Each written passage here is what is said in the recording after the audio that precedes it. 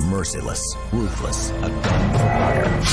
For a reasonable price, these men solve problems quickly and conclusively in the only way they know how. Every year, the Philippine National Police report an average of more than 6,000 incidents of murder and homicide. Of these slayings, an unknown number are believed to be carried out by paid gunmen hired to perform a lethal task. From the criminal underbelly of Manila, they wreak their mayhem, challenged only by those who are willing to stare death in the face. But these are no ordinary gunmen. These are professional assassins, operating as an organized network. They are among the most feared men in the Philippines.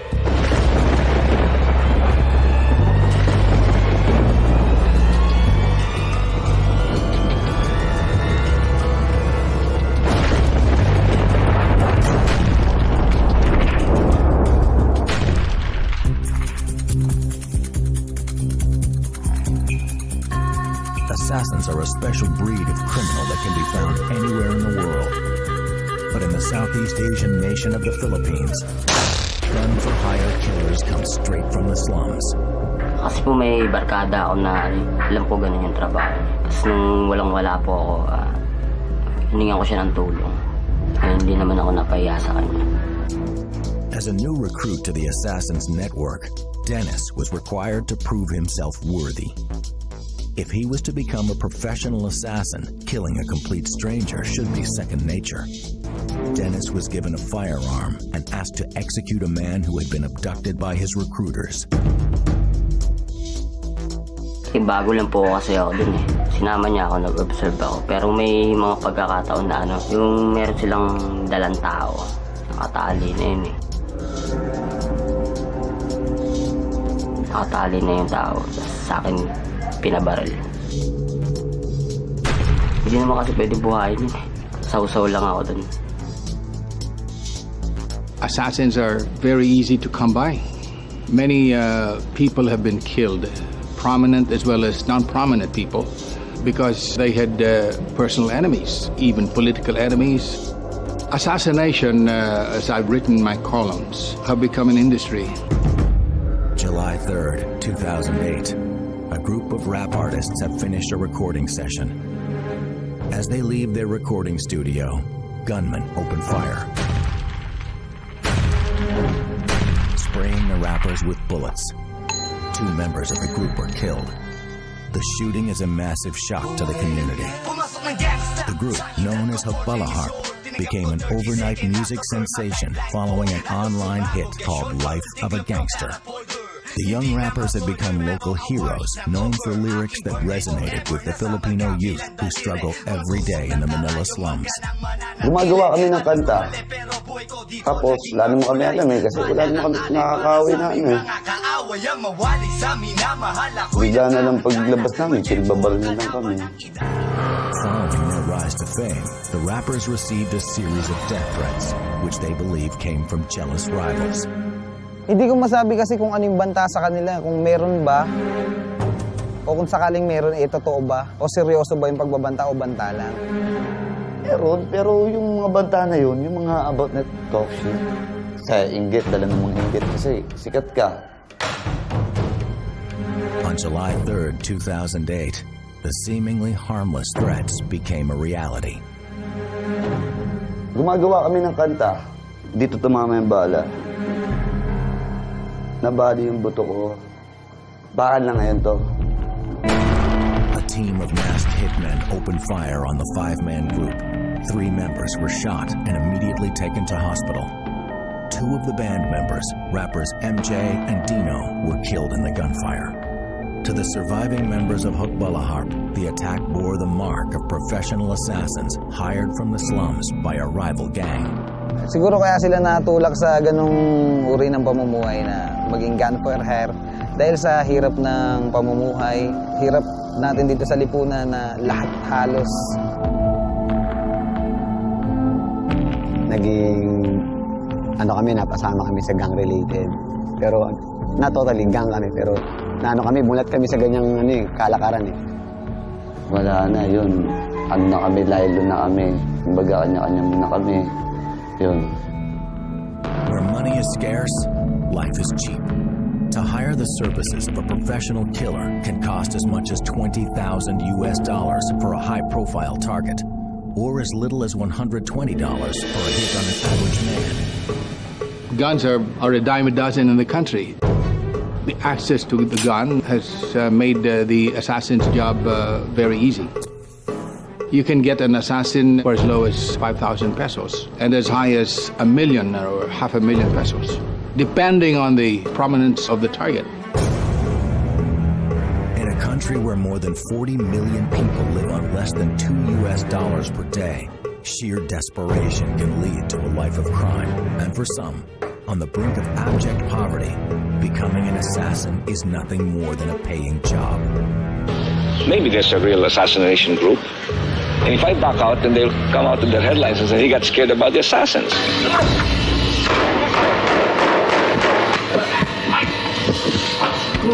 On August 21st, 1983, Ninoy Aquino, the leader of the opposition party and would-be president, is shot dead on the tarmac of Manila's International Airport just seconds after leaving.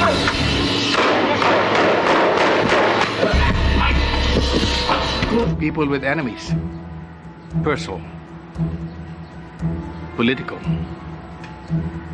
Politicians are good targets. It's simple as that.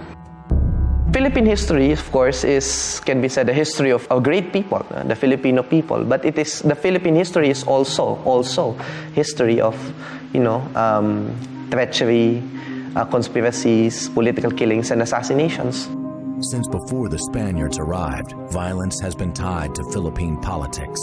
The murder of Ninoy Aquino, an outspoken opponent of the Marcos dictatorship, remains one of the most infamous assassinations in modern history. You have to be very ready with your hand camera because this action can become very fast. In a matter of 3-4 minutes, it could be all over, And I may not be able to talk to you again after this.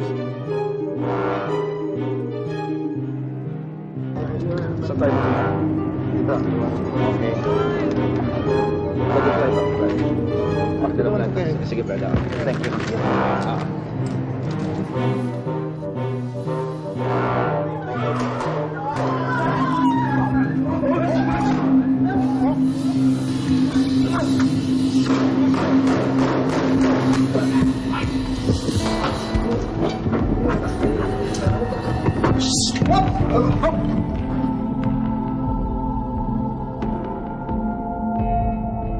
Ninoy Aquino has long been dead. He was killed as he set foot on the airport tarmac. In my opinion, they got the wrong guys. The soldiers, only one guy knew about the assassination plot. The others were innocent. I interviewed them.